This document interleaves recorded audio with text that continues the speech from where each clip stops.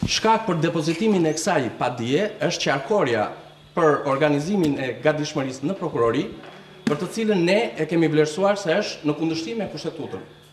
Ka pasur një debat të madh me zonjën Ina Rama, gjithsesi këtij debati po i shtojmë dhe procesin gjyqësor dhe e vërteta do dali nëpërmjet sallës së drejtësisë, nëse prokurori i përgjithshëm ka shkelur kushtetutën në nxjerrjen e këtij akti, ligjin për organizimin dhe funksionimin e prokurorisë, si dhe kodin e punës. Për më tepër, unë do t'u jap një kopje të kërkesë padisë që ju ta keni më të qartë përse dhe cilat janë arsyet që ne e vlerësojmë që kjo qarkore është në kundërshtim me kushtetutën. Thelbi i saj është që prokuroria e përgjithshme shkel parimin themelor të baraz trajtimit. Për të njëjtat prokurori dhe për të njëjtën kohë pune, prokurori i përgjithshëm nëpërmjet kësaj qarkore bën pagesa të diferencuara. Kjo për sa i përket padisë civile që sot kemi depozituar unë personalisht në gjykatën civile të rrethit gjyqësor Tiranë.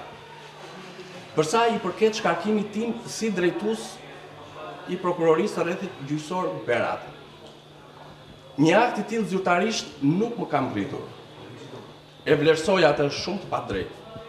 Mund t'ju them juve me garanci të plotë që në 9 vjet drejtim të prokurorisë së rrethit gjyqësor Berat, unë kam pasur kontrole të financës, kontrole auditi, kontrole inspektimi dhe në çdo raport që ata kanë depozituar pranë institucionit ton, nuk kanë konstatuar asnjë lloj shkelje. Duke i referuar medias që ka publikuar shkarkimin tim dhe motivacionin për keq administrim të dokumentacionit, ju bëj me dije se një raport i tillë nuk ka mbritur në prokurori.